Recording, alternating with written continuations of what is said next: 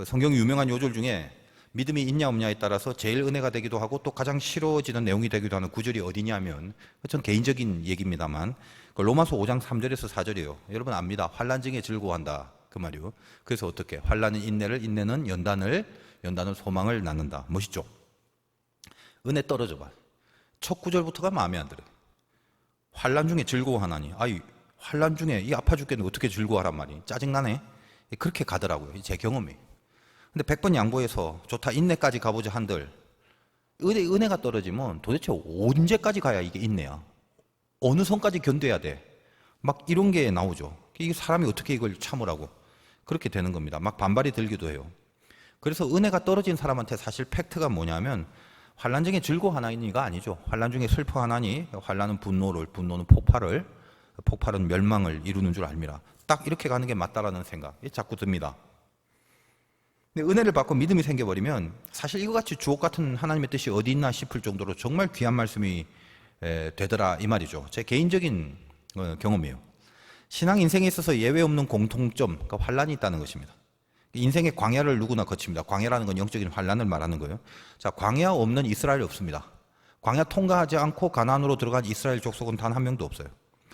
혹시 뭐 이 중에 전 살면서 환난 같은 거 없는데요, 그런 사람은요, 성경적으로 말하자면 제가 늘 말씀드리지만 히브리서 12장 8절에 있는 징계가 없으면, 환난이 없으면 사생아요 그겁니다.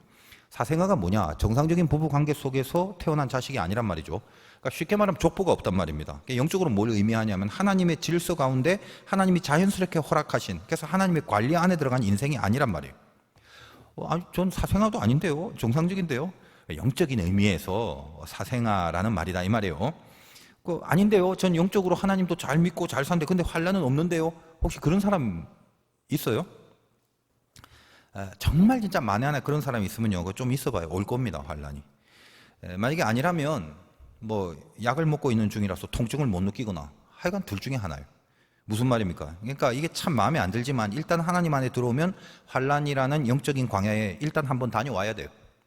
한 번만 다녀올 수도 있고 여러 번 다녀올 수도 있고 일단 광야를 통과해야 되는 수순을 거치게 됩니다. 꼭 그래야만 하나요? 그래야만 해요. 왜요? 이유 간단해요. 이유. 하나님이 사랑하시는데 죄 때문에 엉망인 거죠. 그러니까 고치고 다듬어서 다시 만들어 가셔야 돼요. 여러분 좋은 게 있는데 그 고장난 태로 내버려 두지 않죠. 내가 정말 좋아하고 사랑하는 게 있는데 고치고 다듬어야 된다는 겁니다. 참 뻔한 얘기 같지만 참 진리입니다. 우리는 사실 본능적으로 하나님을 싫어해요. 아닌데요, 저는 그 하나님 사랑하니까 이렇게 주일에 예배도 드리고 그러는데요, 그렇게 말합니다만 그 예배 정도 드리는 것과 하나님 사랑한다라고 함부로 얘기를 하면 안 되죠. 솔직히 말해서 여러분이 드리는 예배가 뭐 어렵습니까? 뭐 여러분들이 설교해요? 뭐 가만 앉아 있으면 되는데. 그냥 단순하게 한번 생각해 봅시다. 여러분들이 좋아하는 게 있어요. 막 땡겨. 근데 이미 마음속으로 너무 땡기기 때문에 애시당초 노리고 있는 그 뭔가가 있다고 쳐요. 근데 하나님이 하려고 하는데 그걸 딱 금지시켜. 근데 충분히 여러분들이 마음만 먹으면 그걸 자기가 원하는 대로 다 할 수 있어요. 그러면 대부분은 교회 다녀도요, 자기가 좋아하는 걸 결국 하고야 맙니다. 물론 그 와중에 적어도 내적 싸움이라도 좀 있으면 그건 좀 다행이에요. 전투라도 있으면. 근데 아주 그냥 갈등 없이 해치워버린 사람들이 있단 말이에요. 그거 하나님 사랑하지 않는 거예요. 뭐 다른 거 볼 거 없어요. 그러니까 쉽게 말해서 그냥 여러분이 젊으니까 이런 뭐 사랑하는 사람이 있을 수도 있잖아요. 뭐 형제가 자매를, 자매가 형제를. 근데 뭐 그냥 쉽게 말해서 그 사랑하는 사람이 있다면 정말 사랑하는 사람이 원하는 거를 자기가 충분히 해줄 수 있단 말이에요. 그리고 마음만 먹으면 또 안 해줄 수도 있고 마음만 먹으면 해줄 수 있어요. 근데 해주기가 싫은 게 있잖아. 뭐 능력은 되는데 취향상 뭐 해주기가 싫은 거. 근데 정말 사랑한다면 내가 취향상 좀 싫어도 그걸 해주게 돼 있단 말이에요. 유치하지만 실상이 그런 거잖아요. 짜장면 좋아하고 짬뽕 내가 싫어하는데 예를 들면 뭐 사랑하는 사람이 자기야 뭐 오늘 같이 짜장면 데이다 뭐 뭔지 모르겠지만 어쨌든 짜장면 같이 먹자 그러는 게, 뭐 물론 이제 뭐 극단적으로 짜장면에 알레르기가 있거나 뭐 옛날에 먹고 취한 적이 있거나 뭐 그런 특별한 경우가 아니라면 뭐 그거 하나 못 들어주겠어요? 사랑하는데. 그러면 사랑하면 상대방이 원하는 걸 해주는 그 자체가 그게 기쁨이라고. 사랑하는 사람이 원하는 걸 해주는 게 기쁨이라 이 말이에요. 근데 만약에 사랑하는 사람이 아니라 싫어하는 사람이 같이 짜장면 먹자고 그러면 그 짬뽕 먹고 취한 적 있어도 난 짬뽕만 먹어 뭐 이런 식으로 고집을 피울 거단 말이지. 왜? 그 사람이 싫어서. 내 취향하고 상관없이 그렇게 되는 거예요. 오늘 설교가 왜 이렇게 유치한 얘기를 말하면서 내가 좀 졸립네. 하여간 유치하지만 여기에 아주 깊은 원리는 고스란히 담겨져 있는 거예요. 그로 여러분, 하나님이 우리를 고치고 만들고 다듬고 그래야 되는 이유가 뭐예요? 그 사랑하기 때문에 같이 살고 싶은 거예요. 같이, with me, 같이. 이거 중요한 거예요. 그게 뭐냐면 가나안이란 땅으로 상징화되어 있는 출애굽기란 말이에요. 그러니까 가나안이란 게 뭐죠? 물론 애굽에서 광야에도 하나님이 이렇게 함께 있었지만 정말 같이 동행한다라는 의미에서 같이 싸우고 같이 삶을 살아가는 건 가나안 필드였단 말이에요. 이게 목표란 말이에요. 이게. 그러니까 출애굽은 애굽을 탈출하는 게 목표가 아니라 가나안 땅에 가서 하나님과 함께하는 삶을 내 사랑하는 자녀들과 같이 그렇게 살고 싶으신 거예요. 그 존재 양식을 갖고 싶은 거다 이 말이지. 그게 사실은 핵심입니다. 그래서 약속의 땅, 그 가나안에 들어가서 어떻게 했어요? 야, 니들 그동안 광야에서 고생 많았는데 이젠 두 다리 쭉 펴고 자, 올 때까지 다 왔어. 여기가 약속의 땅이야. 이제 퍼질러 먹고 자고 놀자. 그렇게 할 수 있는 곳이었습니까? 아니죠. 가만히 생각해보면 어쩌면 광야가 고달프다고 하지만 솔직히 실은 광야가 더 편해. 안 그래요? 가만히 있어도 만나 메추라기가 떨어지고 반석에서 생수 나오고 그리고 구름기둥 불기둥으로 막 냉 온방 시스템 잘 돼 있고 얼마나 좋아. 근데 가나안에 들어가니까 어때요? 약속의 땅이라고 해서 들어가니까 그냥 줄창 처음부터 전투야. 그냥 맨날 싸워야 돼. 근데 중요한 게 뭐예요? 그 싸움을 하나님이 함께 싸워주시는 동행하심을 강력하게 느끼는 거죠. 광야는 같이 싸우는 게 없었어. 하나님이 지켜보고 있을 뿐이지. 가나안 땅에 들어가니까 피곤한데 근데 같이 싸워주시는 신남이 있단 말이지. 여러분들 예수 믿으면서도 그 신나지 않게 믿는 그 맨날 그 죽상으로 그 우울하게 정말 재미없게 예수를 믿는 것처럼 힘든 게 없어요. 뭘 여러분이 하나님을 믿는다면 뭐 거기에 대한 어떤 뭐라고 할까 뭐 좀 가슴 뛰는 좀 흥분도 있고 기대도 있고 소망도 있고 막 영광을 생각하면 막 깊은 보람도 느끼고 의미도 있고 이런 거 없이 뭐 기도하면 좀 응답도 받고 말이지 영광을 위하여 쓰임 받는 간증도 있고 근데 이런 거 없이 어떻게 교회를 첫날 만날 다니고 그거 참 이상하죠. 그러니까 가나안은 뭐냐면 신나는 곳이야. 힘들지만 왜? 함께 하심 때문에. 그 함께 하심 때문에 피곤해도 피곤한 줄 모르고 피곤함을 느껴도 그게 보람과 가치와 행복으로 느꼈던 생명이 살아있는 곳이다 이 말이에요. 예수 믿는 사람이 좀 그렇게 살아야 되는 거 아니에요? 하나님이 싸우시는 간증, 지가 싸우는 게 아니라 그 간증을 얻는 데다 이 말이에요. 영광이 나타나는 거죠. 자, 그럼 이 가나안 땅에서 그 영광을 받는 그 영광의 베이스가 뭐냐면 순종 아닙니까? 말을 들어 먹었다고요. 이 가나안에선. 그러니까 물론 이제 가끔 아간 같은 종자들이 나오긴 하지만 대체적으로는 여리고 싸움부터 시작해갖고 순종의 모습으로 영광된 승리를 누리고 살게 된 거죠. 여러분 순종이 뭐예요? 하기 싫은데 하라니까 억지로라도 해내는 거. 어떻게 보면 가장 좀 그 간절한 표현이지만 그게 순종이에요. 왜 그러냐? 하고 싶은데 내가 땡기는데 하나님도 하라고 했어. 그러니까 했다. 이런 거 갖고 순종이라고 안 해요. 이건 지가 하고 싶어서 한 거기 때문에 꼭 이것은 순종의 가치로 평가를 할 수는 없죠. 순종이라는 건 항상 싫은데 하는 것까지 가는 걸 순종이라고 그래. 히브리 말로 샤마라고 하는데 이 샤마는 쉐마에서 온 겁니다. 여러분 쉐마 알죠? 이스라엘아 들으라. 유대인들의 교육의 핵심입니다. 어쨌든 간에 그 유대인들은 제가 이렇게 책에서 봤더니 그래요. 이스라엘 자녀들은 청소년기에 우리는 뭐라고 그러지? 학교에서 보통 그 좀 약간 그 잘못 빗나간 애들을 노는 애들이라고 그러나? 그 꼭 있잖아. 역사 이래로 없는 적이 없었지. 근데 이스라엘의 특이한 점이 뭐냐면 청소년기에 노는 애들이 없대요. 왜? 어릴 때부터 실튼 줬던 이스라엘아 들으라 쉐마 완전히 철저한 율법의 교육이 돼갖고 무슨 빗나감이라는 걸 아예 생각을 못 한다는 거지. 여러분 주보에 보면 그 뭐 약간 그 이스라엘 들으라고 쉐마 주일 설교 조그맣게 요약을 한 부분이 있는데 그 쉐마가 들으라 이 말이에요. 뭐 그런 게 있었나요? 그런 사람들은 뭐 인생에 환란이 없는 친구들이니까 마냥 좋은 거지. 자 하여간 결국 쉐마 들음이라는 것이 순종의 전제 조건이야. 그렇잖아요. 들어야 따를 거 아니야. 그러니까 듣는다는 게 얼마나 중요한지 몰라요. 뭘 들어요? 그럼 하나님 말씀을 들어야지. 자 그럼 듣는다고 들은 대로 움직이나? 아니잖아. 들었다 하면은 듣는 대로 움직이고 싶다 할지라도 그런 마음까지 들어도 근력이 딸려요. 자 예를 들면 가나안 땅에 들어가자마자 여리고 만나잖아. 그 난공불락이에요. 엄청난 아이성보다는 여리고를 먼저 만난다고. 들어가자마자 벅차. 이길 수 없지. 근데 하나님이 뭐라고 합니까? 잔소리하지 마. 소리 내지 말고 그냥 성을 돌라고 하십니다. 여기서 이제 강강수월래의 기원이 생기는 거죠. 그러니까 하루에 한 바퀴씩 7째 날은 7번을 돌고 드디어 외치라고 합니다. 이거 수긍이 안 되는 말씀이죠. 듣긴 듣는데 그걸 행하려고 하니까 뭐 조금이라도 승산이 보여야지 소망을 갖고 할 거 아니에요. 근데 이스라엘이 어때요? 그걸 순종하죠. 이게 진짜 순종이에요. 어디서 이렇게 이 강강수월래를 할 수 있는 그런 영적인 근력이 아까 말했죠. 들어서 하고 싶다 해서 하는 게 아니라고. 들어서 하고 싶어서 근력이 가야 된다 이 말이지. 그럼 그 근력이 어디서 생긴 거냐? 그게 광야에서 운동을 한 거다 이 말이에요. 그게. 광야에 대한 설교는 제가 참 많이 했는데 광야가 주는 열매가 뭐냐? 딱 한마디로 말해라. 이 무조건 인내입니다. 인내는 참는 거죠. 그걸 배우는 거예요. 이 참는다라는 말은 이게 쉬운 얘기가 아니에요. 이 patient라는 말이 환자란 뜻이잖아. 그러니까 가만히 멀쩡한 상태로 가만히 있는 게 참는 게 아니라 아픈데 참는 거다 이 말이지. 이게 인내란 말이에요.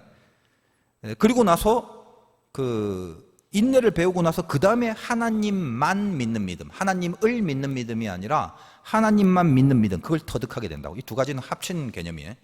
참고 나서 참는 힘과 하나님만 믿는 믿음 생겨요. 여러분 여리고성을 돌 때 제일 필요한 게 뭔 것 같아? 그 인내 아니에요? 예를 들면 야 너 하루에 한 번만 돌아라 이랬다면 까짓거 뭐 하루에 한 번 돌고 성이 무너지면 그게 뭐 어렵겠어. 속는 셈 치고 뭐 한 번이라니까 까짓 가면 돌지 안 되면 말지 그렇게 할 수 있잖아요. 근데 하루 한 번씩 일주일 해야 돼요. 그럼 여러분 생각해봐. 지금 성 위에서 저게 뭐야 하고 있는데 뭐 어떤 애들이 돌고 있어. 생판 못 본 애들. 그러니까 돌을 던질 준비하고 있고 막 끓는 기름물 부으려고 준비하고 화살 뭐 꼬르고 있고 이런데 그 준비하는 게 밑에서 돌다 보니까 뻔히 보일 거 아니야. 그러니까 한 번 정도는 서로 뭔가 싶어서 위에서 보는 애들도 그렇고 밑에서 도는 애들도 그렇고 서로 이상하지. 난해하잖아 지금 이 상황이. 그러니까 한 번 정도는 그냥 뭐 아우 쟤들 뭐 하는가 하고 탐색 정도는 하겠다. 하루 정도는 아예 그냥 차라리 싸우려고 달려들면 정식으로 싸우겠는데 도대체 이게 뭐 하는 짓인지 모를 그냥 뭐 강강술래 하더라는 거지. 뭐지 하면서 하루는 지나갔을 거란 말이에요. 근데 그걸 하루 이틀 사흘 나흘 계속 해봐요. 이게 그 도는 사람 입장에서 인내 없이 가능해 그게? 그래서 하나님이 니들 돌 때 찍소리 하지 말라고 그랬지. 만약 서로 말 시켰으면 서로 의논했겠지. 야 너 이거 이틀째 사흘째 되는 날 이거 성이 무너질 것 같냐? 친구야? 저 위에 봐 지금 저 끓는 기름 지금 부으려고 지금 폼 잡고 있잖아. 우리 이거 돈나고 무너질 것 같아? 그러면 의논했으면 100% 뭐다? 전부 아니다 싶었겠지. 이거는 인과율이 아니잖아. 인과율이. 그래서 하나님이 미리 아시고 야 찍소리 하지 마. 조용히 돌아. 아마 이렇게 하신 것 같아요. 제가 봤을 때. 그런데 그 작업, 일주일 동안 도는 작업은 인내 없이 안 되는 거고 하나님만 믿는 그 믿음이 없이는 이건 절대로 가능할 수 있는 순종이 아닙니다. 만약에 이스라엘 백성들이 애굽에서 광야 없이 붕 날아가서 가나안에 들어갔다면 그때는 아무도 순종 안 했겠죠. 그건 여리고성 만나자마자 거기서 뭐 멸망당했을 게 뻔해요. 근데 어떻게? 광야에서 영적인 근력이 커진 거예요. 영적인 근력. 이 사람의 근육과 영역이 비슷해 원리가. 여러분 뭐 이 중에 뭐 우리 형제들은 알겠지만 뭐 헬스 한다고 뭐 여러 가지 열심을 내보는 친구들 많잖아. 그죠? 이제 앞으로 또 여름이 다가오면 열심히 운동하겠다고 그러기도 하고. 뭔가 이제 근육이 많이 생기고 지방은 다 태워버리고 그랬으면 참 좋겠는데 그건 뭐 자매들도 마찬가지. 근데 무슨 뭐 유튜브 보니까 아프리카에서 집회하는데 은사를 받은 신령한 목사님이 그 하나님의 능력을 체험하는 뭐 그런 은사 집회인데 살다 나는 살이 빠지는 능력이 나타나는 은사 집회는 처음 보네. 기도하면서 뭐라고 하면 지방이 태워질지어다. 지방이 사라질지어다. 뭐 그게 기도를 하는데 상당히 많은 아프리카 사람들이 모여서 막 열광하고 기도를 합니다. 뭐 운동장 같은 데 크게 모였는데. 근데 여러분 알다시피 그 외국계 사람들이 그 체형이 좀 우리하고 다르죠. 그 비만이 많잖아. 근데 거의 다 그냥 비만이 아니라 고도 비만이라고 해갖고 살이 찐 게 아니라 살이 흘러내린단 말이지. 그리고 이제 이게 뭐 정확하게 맞는지 모르겠지만 약간 그 흑인 쪽, 그죠? 그런 여자들 체형이 보면 이렇게 뭐라고 해야 되나? 어쨌든 뭐 이게 가운데 뭐 엉덩이, 허리 이런 부분이 뭐랄까 그 알죠? 그 동양에 비해서 뭔가 비교할 수 없는 이미 그 규모가 스케일이 다르다 이 말이지. 그러니까 이거 뭐 옷을 입은 게 아니라 뭐 그 이불 같은 거를 입은 것 같은 뭐 그런 느낌. 근데 이제 화면에 굉장히 살이 많이 찐 여인이 흑인 여자가 막 울면서 흥분하면서 막 지방 사라질 줄 알니까 막 팔짝팔짝 뛰는데 지방이 다 탈 줄다 그러는데 하여간 뭐 은혜를 받은 체험을 했는지 막 뭐 부르르 떨고 막 그러다가 그 올라오라고 그랬더니 막 하는데 뭐 치마가 널널해져 갖고 막 손을 여기다 집어넣고 막 허리가 막 반으로 줄어진 것 같이 치마에 그 여유가 엄청나게 생겼더라고. 그걸 보여주고 그다음에 체중계를 앞에 두고 재는데 원래 한 120kg인가 130kg에서 막 이렇게 주는 거야 이렇게 100kg 막 그다음에 90, 막 80 이 저울이 난리가 나서요. 막 그걸 이제 화면으로 띄워주니까 막 사람들이 막 열광하고. 근데 난 참 이상한 거야. 내가 이상한 건지. 그 여자가 아무튼 울면서 막 살이 빠졌다고 하는데 막 손을 치마 옆에 놓고도 널널하게 여유가 있게 되고 체중계도 분명 팍팍 줄어지는데 내가 잘못 봤네 해서 난 다시 돌려서 다시 비교하면서 돌려봤어요. 근데 내 눈에는 그냥 그 여자 몸이 똑같아. 그러니까 이왕 하나님의 능력이라면 좀 누가 봐도 입이 쫙 벌어질 대로 그냥 확 하고 날씬하게 해주면 좋을 건데 뭐 약간 빠졌을 수도 있겠지만 그냥 내가 볼 땐 그냥 치마만 넓어졌지 몸은 그대로 아닌가 싶어요. 혹시 뭐 이게 치마가 커지는 그런 기적이 생긴 건가 싶기도 하고. 물론 이게 하나님의 전능하심을 당연히 믿지만, 물론 제가 뭐 자세한 내막은 몰라요. 그러나 그 어떤 그 살 때문에 치명적인 그 건강 문제나 이런 게 있으면 몰라도 그냥 살 빠지는 것 자체가 목표가 돼갖고 살 빠지는 기도를 그의 아예 목적으로 삼고 집회를 하고 기도하는 게 이게 정상적인 기독교인가 싶은 거예요. 뭐 건강을 위해서 정말 기도할 수 있죠. 그럼 기도하면 뭐 하나님이 이제 조금씩 건강을 위해서 이렇게 살도 빠지게 해줄 수 있는 분이라는 건 맞아. 그건 틀림없는데 그걸 그렇게 신비한 어떤 현상으로 그 자체를 어쩜 목적 삼아갖고 그렇게 몰아가는 것, 저는 그게 뭐 아무튼 뭔가 이 냄새가 많이 나요. 결코 건강한 집회는 아니라고 봅니다. 지방 얘기하다가 이렇게 나는데, 하긴 여러분들이 운동을 해서 지방을 태우고 이제 근육을 만드는 건 상당히 좋은 거고 당연히 그래야 되는데, 근데 근육이 생기려면 쉽지 않아요. 우리 형제도 운동 좀 많이 해봤겠지만, 근데 영역도 마찬가지야. 쉽지 않다고. 근육이 언제 생겨요? 여러 번 설명했죠. 근육은 언제 생기냐면 일단 자기 근육에 손상이 가야 돼. 손상이 간 상태로 잠을 자고 그 잠을 잘 때 단백질이 들어가갖고 그 손상된 부분을 근육으로 다시 회복시키는 과정에서 근육이 새롭게 커지고 생성이 되는 거다 이 말이에요. 자라는 거라는.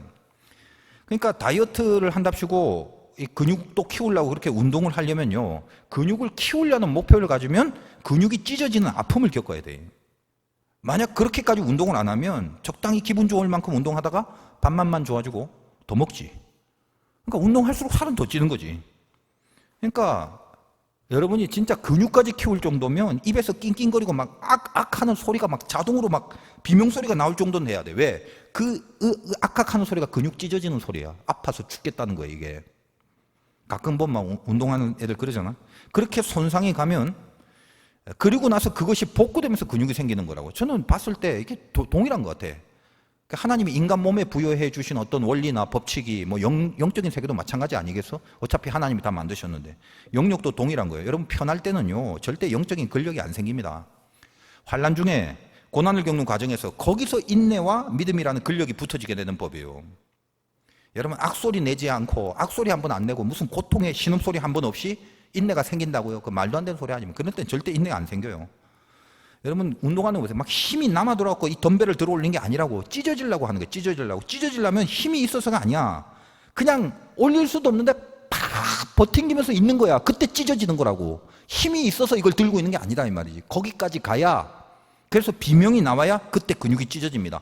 그 고통을 느끼고 어떻게 막 제대로 막 걷지도 못할 정도까지 될 때 그때 근육은 만들어지는 거거든. 인내라는 게 그런 겁니다. 뭐 보람 좀 갖고 뭐 땀을 조금만 내면서 좀 즐겁게 웃으면서 인내하는 그런 거 없어요. 그냥 소리도 못 내는 비명으로 혀 깨물고 버티는 거라고. 쉽지 않죠. 쉽지 않으면 어떻게? 힘드니까 포기해? 문제는 뭐냐? 포기도 안 돼. 이미 여러분 광야라는 필드로 들어오면 여기는 포기가 안 되는 곳이에요. 거기 머물러 있을 수가, 나 안 나갈래 이제 힘들어, 이게 아니란 말이지. 그렇다고 빽 해갖고 애굽으로 돌아갈 수도 없어. 이미 바다를 건너왔기 때문에. 영적인 원리를 이해하세요. 그러니까 무조건 가야 해. 싫든 좋든 행진 앞으로, 그것뿐이야.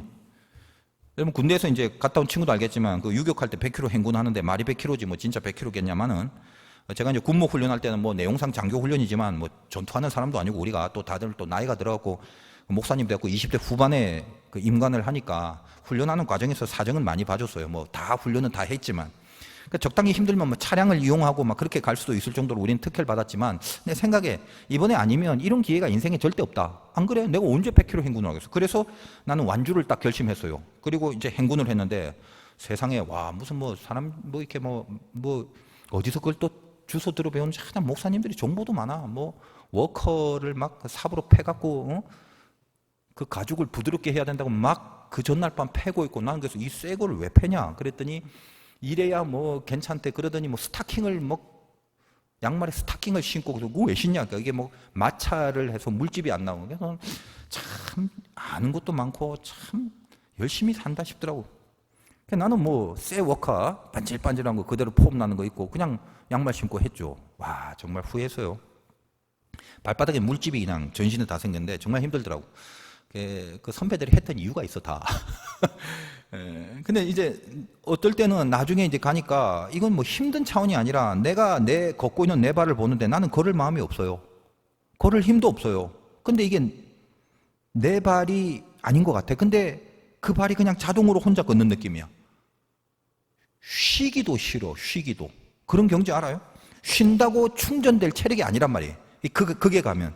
그냥 이렇게 감각이 없이 끝까지 갔으면 좋겠다는 생각이 들더라고. 어렵죠. 정말 이게 싫죠. 근데 다른 방법을 주지 않아요. 그런 걸 광야의 환란이라고 하는 것입니다. 여러분은 싫든 좋든 겪고 있는 사람이 있을 것이고 겪었던 적이 있는 사람도 있을 것이고 없다면 앞으로 틀림없이 겪을 것입니다. 그럼 뭐다? 어디서 도망갈 생각하지 말고요. 각오를 해야 돼요.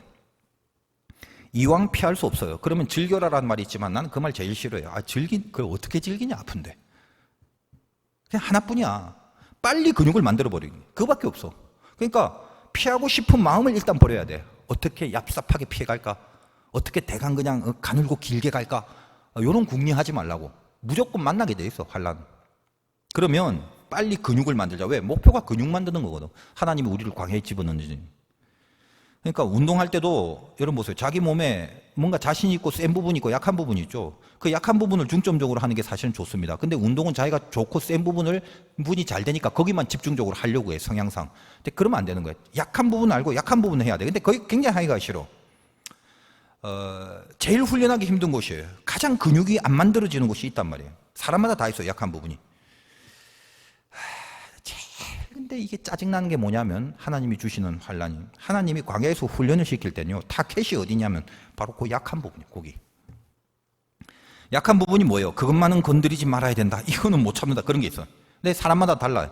어떤 사람은 그게 자존심일 수 있고, 또 어떤 사람은 그게 돈일 수도 있고, 물질일 수도 있고, 또 어떤 사람은 인간관계일 수도 있고, 그런 거 있잖아. 뭐 돈도 많고 건강도 하고 막 풍성한데 막 인간관계에 상처를 느끼면 못 견뎌갖고 막 자살하고 이런 사람이 있단 말이야. 자기만의 그 약점들이 있어요. 약한 부분이. 외모일 수도 있고, 어떤 사람 건강, 혹은 뭐 가족 관계에 있어요. 그런 것도 있고 등등. 정말 이거는 건드리면 막 자폭할 수밖에 없는 게 그런 게 있거든. 근데 예외 없이 진짜 훈련을 시키는 하나님은요, 딱 거기를 치신다고. 이래서 미치는 거예요. 이게 짜증나는 거예요. 여러분, 삼손이 환란을 당하잖아. 환란이 뭐예요? 삼손의 환란. 힘이죠. 힘 빼지는 거. 힘을 빼버리잖아. 그거 하나 믿고 살았는데. 그렇지 않아요? 여러분, 사울 보세요. 초대 왕이죠. 어때? 인기가 약점이죠. 건장하고 그랬는데 처음에 막 수줍어하다가 처음 초대 왕으로 서니까 얼마나 좋아. 막 민심이 그러니까 사람들이 다 자기를 좋아하고 막 인기를 얻으려고 하니까 제사장도 없이 막 지가 제사 지내버리고 완전히 그렇게 살잖아. 근데 하나님이 사울을 어딜 건드려? 바로 그 부분, 인기를 건드리죠. 왜? 다윗에게 몰리니까 다윗은 만만이고 사울은 천천밖에 안 된다. 확 돌아버리는 거지. 가장 약한 점, 거기를 지적받잖아. 그래서 그걸 갖고 견뎌서 훈련으로 만들어낸 사람이 있고, 그것 때문에 자폭해버리고 멸망한 사람이 있단 말이에요. 사울 같은 경우는 대표적으로 그것 때문에 끝장나고 인생 자폭하잖아요. 여러분 다 있지 않습니까? 저 옛날에 이제 예수 믿기 전에 저는 어떤 그 환란이 있냐, 뭐 여러 가지 환란이 겹쳤는데, 개인적으로 저는 어릴 때는 하나님 몰랐으니까 세상에서 성공하고 싶었어. 근데 성공을 하려니까 공부를 잘해야 되겠더라고. 그래서 공부를 하기 싫었는데 독하게 했어요. 독하게. 왜? 이게 난 이걸 해야 좋은 직장 가고 이쁜 여자를 만날 거라고 생각을 했어. 진짜로. 그래서 열심히 이제 공부를 하는, 뭐 열심히라기보다도 하여간 뭐 그런 그 이기적인 마음으로 공부를 했는데, 그러다 보니까 이제 공부를 제일 중요하게 생각한 거예요. 근데 제일 내가 공부를 잘해야 될 그 시점에 환란이 닥쳐요. 그래서 저는 뭐 돈이 없고 가족이 뿔뿔이 흩어지고, 난 이런 보다도 가만히 분석을 해보니까 공부를 할 수 없는 환경을 만들어 버리더라고. 이게 미치는 거예요. 그러니까 뭐 여러분들 다 그런 게 있을 거야. 근데 거기서 무너지면, 바로 거기 내가 가장 약하게 생각하는 거기가 무너지면 뭐가 무너지냐면 자존감이 무너져 버려요. 그때부터는. 물론 자존감이란 자체는 좋은 단어입니다만 대부분은요, 세상적으로 말할 때 자존감은 그 자존심을 근거로 생긴 걸 자존감이라고 그래. 근데 그런 건 하나님 앞에서 빨리 버려야 돼요. 진짜 신앙 안에서 자존감은 뭐냐면 하나님 안에서 세워져야 되는 거거든. 그러니까 무슨 말이에요? 하나님이 그걸 다시 세우는 거야. 내 존재감을 하나님 안에서 다시 발견하게 하는 거야. 이제 내가 사는 것이 아니라 내 안에 그리스도가 사는 것이라. 하나님 안에서 나의 가치를 발견할 때 세워지는 자존감, 이게 진짜 신자의 자존감이지. 세상에서 말하는 자존감은 내가 볼 때 뭐죠? 자존심을 근거로 한 자존감이니까 우리하고 좀 달라. 내가 사는 게 아니라는 걸 생각하고 내 안에 그리스도가 사는 것이 기뻐지는 자존감이 있다고. 여기까지 가야 돼, 신자라는 건. 좀 어려울 수도 있지만. 그래서 여러분 이제 명심할 건 뭐냐면 너무 짜증내지 말라는 거예요. 훈련이란 게 원래 오늘 훈련 전야 광야로 딱 들어보낼 때는 항상 그래. 하필 왜 그걸 이렇게 나온다고. 근데 여러분 그렇게 가지 마. 원래 그런 거예요. 아니 그냥 이거 정도는 괜찮네. 그 괜찮은 건 별로 안 건드리신다니까. 딱 하필 그걸 보는 거예요. 여러분 모세 한번 보세요. 유모가 친엄마죠. 히브리 민족에 대해서 하나님에 대해서 어렸을 때부터 얼마나 많이 교육을 받았겠어. 지 엄마한테. 안 그래? 이게 또 섭리잖아. 유모가 자기 엄마가 됐으니까. 어쩌면 이게 얼마나 귀한 운명이에요. 히브리인인데 남자로 태어나서 안 죽고 살아남아서 세상의 애굽의 왕자가 된 거죠. 문무를 겸비하고 속에서 어떤 자존감이 있었겠어. 어릴 때부터 들었던 내가 기가 막힌 운명이네. 히브리인의 영웅이 될 수 있겠네. 내가 이 히브리 민족을 위하여 애국자가 되자. 그런 거죠. 이 내가 만든 소설이 아니라 오늘 팩트가 그렇잖아. 11절 보세요. 모세가 장성한 후에 한 번은 자기 형제들에게 나가서 이 형제라고 표현하는 히브리 민족을 벌써 애국심이 있다 이거지. 모세가 쓴 글이잖아. 그들이 고되게 노동하는 것을 보더니 어떤 애굽 사람이 한 히브리 사람 곧 자기 형제를 치는 것을 본지라. 자, 히브리 사람은 뭘로 말한다? 자기는 왕궁에서 큰 왕자지만 그 히브리인들을 형제라고 표현한다. 뭐가 이미 있었다는 거야. 민족주의, 애국심. 그런 게 있었다라는 거잖아요. 그러니까 막 민족애가 불타고 있는 거지. 우리나라로 치면 한 김구 선생님 정도의 그런 마인드라고나 할까? 좌우에 사람이 없음을 딱 보고 애굽인을 쳐서 죽이고 모래 속에 감춥니다. 아마 뭔가 지금 자기가 한 짓이 이 히브리인을 위해서 엄청난 일을 한 것 같을 거야. 독립운동 비슷하게. 그래서 그 다음날 나가보니까 이제 히브리인들끼리 싸우네. 13절 보여. 이튿날 다시 나가니 두 히브리 사람이 서로 싸우는지라 그 잘못한 사람에게 이르되 야 네가 어찌하여 동포를 치느냐. 모세가 하는 말이에요. 야 왜 우리 편끼리 싸워. 나 이게 민족주의자인데 뭐 이런 거죠. 왜 동포끼리 싸우니까 뭐래요? 14절에 그가 이르되 누가 너를 우리를 다스리는 자와 재판관으로 삼았느냐. 네가 애굽 사람을 죽인 것처럼 나도 죽이려느냐? 모세가 두려워하여 이르되 일이 탈로 되었도다. 이렇게 나갑니다. 야 네가 뭔데 재판관처럼 지금 여기 오지랖을 넓히는 거냐? 너 사람 죽인 거 다 알아. 그러잖아요. 그러니까 지금 모세가 가장 자존감을 강하게 느끼는 그 분야가 뭐죠? 내가 운명이 히브리인인데, 그죠? 히브리인들을 위한 애국자가 되고 싶었지. 스펙도 좋고, 그 타고난 숙명도 기가 막히고, 갖출 거 다 갖추고, 엄마한테 교육 다 받고, 이제 히브리인들이 막 모세를 따르고 존경하고, 그럼 딱 좋은데, 완전히 이게 무슨 모양 빠지는 결론이냐 이 말이에요. 오히려 그 히브리인들이 모세를 배척하고, 지금 이 장면이. 자기의 가장 큰 둥지가 될 수 있었던 바로가 어인일인지 갑자기 모세를 죽이려고 하잖아. 여러분 가만 보면 이것도 이상하지. 이집트 한 왕자가 그 시대 상황상 왕자로서 이집트라는 게 어마어마한 데거든. 근데 거기 그 애굽인 하나를 죽였다 한들 이 바로의 왕궁의 파워가 얼마나 센데 그게 올무가 돼갖고 오히려 그 애굽인 하나 죽인 것 때문에 바로가 모세를 죽인 그 왕자를 죽이려고 하는 상황까지 오게 되냐 이 말이죠. 더군다나 그 와중에 히브리인들은 오히려 모세를 배척하고, 이 상황 아시겠죠? 자기가 가장 잘할 수 있는 그 분야, 가장 자존감이 높은 그 영역을 순식간에 하나님 쳐버리신 거예요. 그래서 어쩌면 말도 안 되는 피난을 온 거죠. 거기가 어디다? 광야예요. 미디안 광야. 그래서 물론 이제 오늘 본문 가운데 좀 신학적으로도 볼 부분이 많은데 워낙 많다고 그랬잖아요. 출애굽기 다 다룰 수는 없는데, 자 여기 모세를 보고 얘기하는 장면 봐봐. 누가 우리를 다스리는 자와 재판관으로 삼았느냐. 이 모세 보고 재판관으로 삼았느냐라는 그 내용. 그 다음에 그 뒤에 보면 어때요? 미디안 15절 봐봐. 바로가 이 일을 듣고 모세를 죽이고자 하여 찾는지라 모세가 바로의 낯을 피하여 미디안 땅에 머물며 하루는 운물 곁에 앉았더라. 미디안 광에서 운물에 앉아서 결국 어떻게 돼? 결혼을 하게 된 사건이 벌어지죠. 슬쩍 보면 예수님의 행적을 오버랩 하는 그런 실루엣이 보이지. 요즘 제가 요한복음 하는데 운물가에서 만난 수가성 여인 한번 보라고.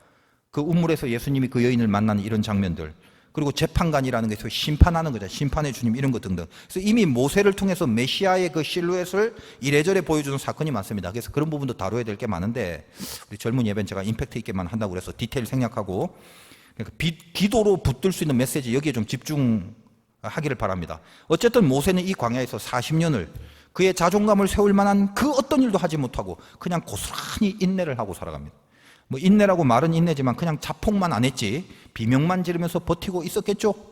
사람이 자기가 잘할 수 있는 것을 못하게 되거나 자기가 하고 싶은데 그걸 할 수 없게 될 때, 그때가 제일 큰 환란이거든. 그때처럼 정말 답답하고 비참할 때가 없어. 그걸 그냥 버티고 있는 거야.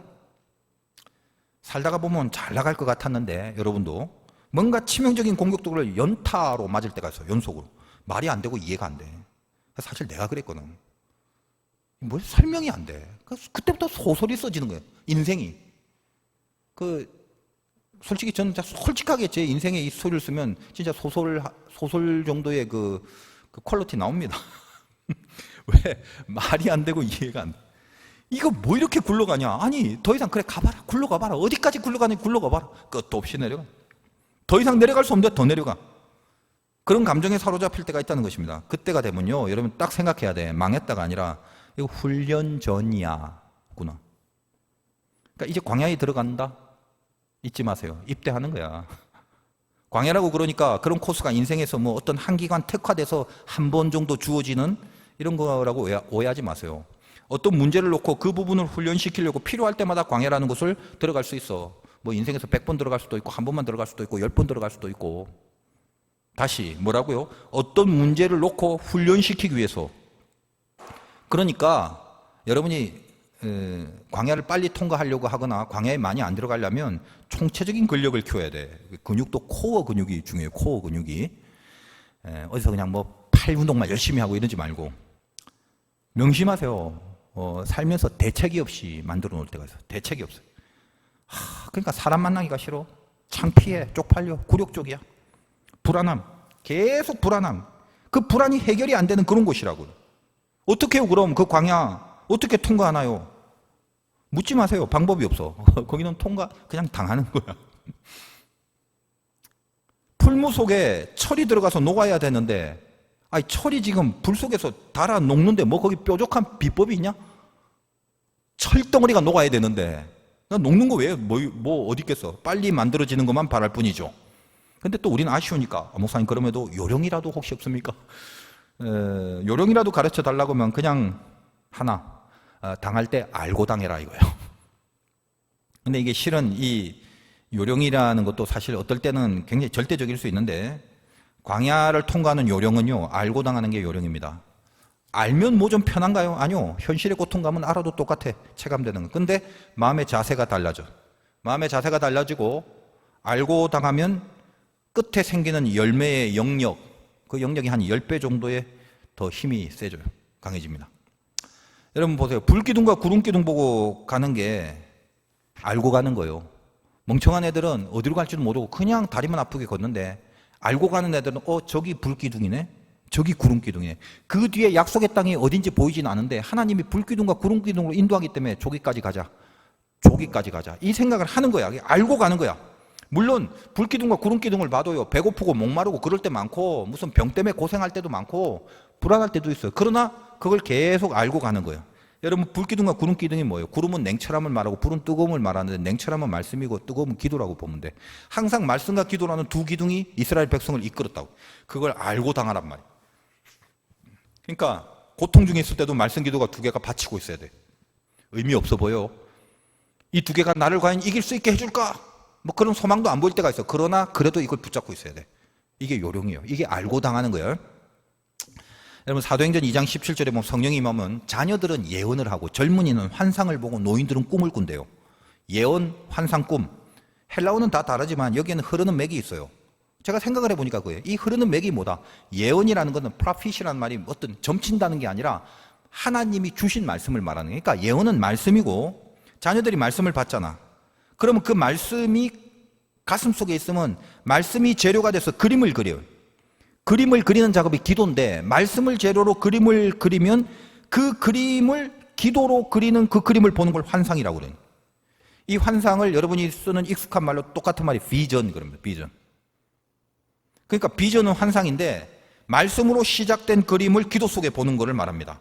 이게 젊은이들이에요. 그 나이가 들면 노인애들은 꿈에서 그 비전을 확인하는 거예요. 노인이라는 게 육신이 약해져 있으니까 자는 동안 보는 환상이죠. 자는 동안 보는 환상, 이게 꿈이고 살아있는 동안 기도 속에서 보는 환상, 이게 환상이고.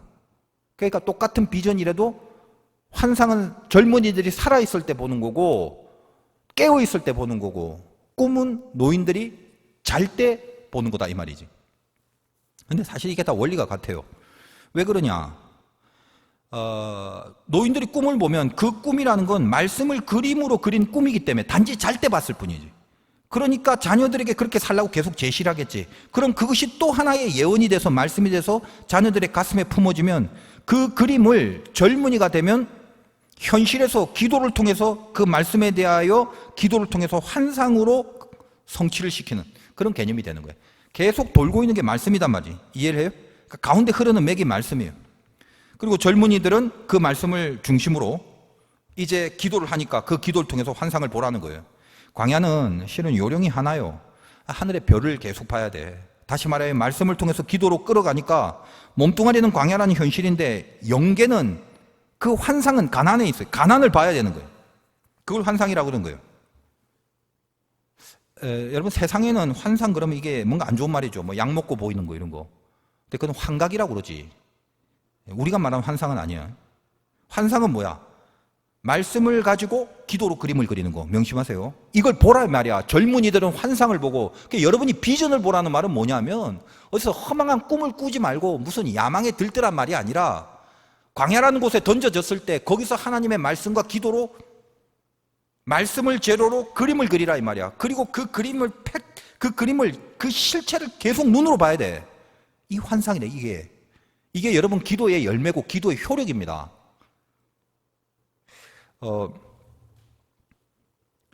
내가 말씀을 붙잡고 기도로 그림을 그리면 드디어 그 그림은 실체가 되는 거예요. 여러분 늘 말하죠. 실체라는 게 얼마나 중요한지. 실체는 해석이에요. 실체는 현실 위의 현실입니다.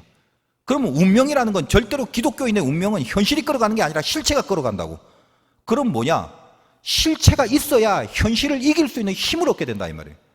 뭘로 가능해? 환상을 봐야 된다. 환상을. 그게 없으니까, 그 묵시가 없으니까, 그 계시가 없고 그 말씀과 그 환상이 없으니까 그냥 콩티드 파티드 어딘지 모르고 예수 믿으면서도 똑같은 방황하고 똑같은 절망하고 똑같은 죽상이고 어떤 가치나 보람과 의미, 그 묵직한 하나님과의 만남 속에서 느껴지는 행복 이런 거, 내가 저들을 살려내려는 비전 이런 거, 나 혼자 숨쉬기도 급급해갖고 맨날 그러다 살다가 죽는단 말이지. 환상을 못 봐서 그래. 여러분 가나안 땅 누가 갑니까? 1세대 중 여호수아 갈렙 들어가잖아. 둘이. 2명은 왜 들어가? 11명, 12명 정탐꾼 중에 왜 2명만 들어가? 나머지 다 여기서 죽는다고 못 들어가. 왜? 얘들은 현실에 기반을 둔 생각이에요. 현실은 뭐예요? 12명 정탐꾼 중에 10명이 보니 이게 현실이야. 맞다고. 거기 그 땅 거민 많고 엄청나게 세 보여. 그게 현실 맞아요. 근데 2명은 뭐야? 환상을 보잖아. 말씀을 통해서 기도를 통해서 그림을 본다 이 말이야. 이게 실체단 말이야. 실체는 뭐야? 하나님의 약속의 땅이다. 거기는 저들은 우리의 밥이다. 실체가 운명이 되잖아. 그러니까 실제로 들어간 사람은 2명밖에 없다고. 운명이 그들을 이끌지. 이게 여러분의 운명이 돼야 되는 거잖아요. 그러니까 환상을 보니까 그 땅의 현실을 본 게 아니라 실체를 본 겁니다. 말씀과 기도로 늘 그리고 있는 거. 나중에 여러분 갈렙 보세요. 85세가 돼 나중에. 그 여러분 옛날 그 유명한 찬양, 이 산지를 내게 주소서, 그 유명한 찬양 청년들이 부르고 그랬다고. 그 청년이 부를 찬송이 아니야. 85세 된 할아버지 갈렙이 한 말이라 이 말이지. 그러니까 그건 뭐냐면 저 위에 저 제일 그 높은 그 노인 선교회 이런 데서 원로 장로회 이런 데서 불러야 될 노래라 이 말이야. 틀리 딱딱딱딱 거리면서. 그 85세 된 갈렙이 어떻게 그럴 수가 있었어? 그 당시 제일 험악한 헤브론 산지, 저기 힘들어. 누가 좀 갈 수 있는 사람 없냐? 다 뻘끔뻘끔 있을 때 갈렙이 저 산지를 내게 주소서. 그날이나 지금이나 똑같습니다. 왜? 내 힘으로 한 게 아닙니다. 환상이 이끕니다. 꼭 기도와 말씀 붙잡고 가잖아. 어때요? 갈렙이 젊을 때 환상을 보니까 늙어서 꿈을 꾸죠. 똑같은 내용이다 이 말이에요. 예언이든 환상이든 꿈이든 말씀이 들어가 있어요. 그래서 그거는 실체와 연결이 되는 거예요. 여러분 마치고 젊은 예배가 기도하는 게 얼마나 좋냐? 응답을 느껴야 돼. 그때까지 하라고. 딴 생각하지 말고 귀찮으니까 그만 일어나지 말고 누구 혹시 좀 보고 싶은 사람인데 왔나 없나 두리번거리지도 말고 뭐 일찍 가서 뭐 좀 놀아야 되는데 이런 생각하지 말고 승부를 보라고. 지금 승부를 보라고 내가 축도 뒤에 기도 시간을 열어놨잖아요.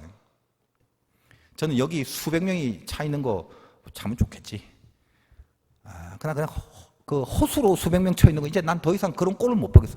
한국 교회는 호수로 웅성거리고 호수로 꽉꽉 차갖고 토할 것 같아 이제는. 그런 모습만 보면 전부 연기하는 것 같고 뭔 짓이냐? 소돔과 고모라가 멸망하지 않은 건 의인 10명이에요. 난 진짜 10명만 있어도 돼. 그게 중요한 거예요. 지금은 그 시대다 이면. 여러분 그러므로 어떤 문제가 있을 때 이게 광야다 생각하면 오늘 기도하세요. 두려움과 불안함이 없어질 때까지 해야 돼. 여러분 말씀과 기도가 있으면 내가 하나님 사랑하는 건데 요한일서 4장 18절에 사랑 안에 두려움이 없고 온전한 사랑은 두려움을 내어쫓나니 기도를 하는데 달달달 떨고 있어? 기도를 하는데 불안한데 불안한 채로 일어나서 불안한 채로 가? 이게 뭔 기도냐 그게? 하나님이 날 사랑하신다는데 근데 떨고 있어. 그게 뭐가 사랑이야 그게? 여러분 고난의 광야에 있을 때는 거기까지 가야 돼요. 환상을 보는 기도를 해야 돼요. 이 말은 무슨 정신심리학적인 최면을 걸라는 말이야. 날씨도 더운데 눈 감고 바람이 분다 바람이 분다 내 앞에 바람이 분다 막 시원해지고 이런 걸 최면이라고 그래. 그런 거는 뭐 약 같은 거 많이 먹어도 다 그렇게 됩니다. 그 환각이야. 환상은 뭐예요? 야망과 욕심이 근거가 되는 게 아니라 하나님의 말씀이 근거가 되는 이게 차이입니다. 명백한 차이. 그러니까 느낌을 분명히 가져야 돼. 내 감정에서 극복이 돼야 된단 말이지. 환상이 실체인데 실체를 봤는데 왜 쫄아? 실체를 봤는데 왜 감정이 뛰냐 이 말이야. 불안하고. 그건 아니죠. 엘리사가 도단성을 둘러싸고 있는 아람 군대들 보고 사환이 없고 큰일 났다. 이제 도단성 주변에 아람 군대가 진치고 있다. 아니다. 하나님의 군대가 더 많다. 얘는 안 보이지. 왜? 현실을 보니까. 엘리사는 실체를 보죠. 왜? 환상을 보니까. 기도시키잖아. 기도해 주잖아. 눈이 열려지지. 환상을 보니까 뭐가 보여요? 저 산 위에 하나님의 불말과 불병거가 진치고 있더라. 거기서 이 현실을 보고 두려움이 다 사라져 버리는 거잖아. 여러분 기도가 그런 거라고. 불 볼 때까지 해야지. 불 볼 때까지. 내 하나님의 불말이 지금 뒤에서 불타고 있는데 그 불을 보고 일어나는데 뭐가 두렵냐? 인생에. 그러니까 말씀 붙들고 기도 속에 환상 보기 바랍니다. 그게 광야를 빠르게 지나가는. 그래서 알고 당하는 요령이야 그게. 뭔가 더 깊어지고 뭔가 더 강력한 근력이 생기게 될 거야. 여러분 이왕 운동하기로 했으면요. 여러분 이왕 훈련 받는 거 기정사실이야. 운동해야 되는 거야. 그러면 이왕 할 거면 강력해져야지. 대강 헬린이들 되지 말고 확실하게 근력을 키워야 될 거 아니야. 여러분 광야 훈련 전야라는 거 명심하시고 잘 통과하시길 주님의 이름으로 축원드립니다.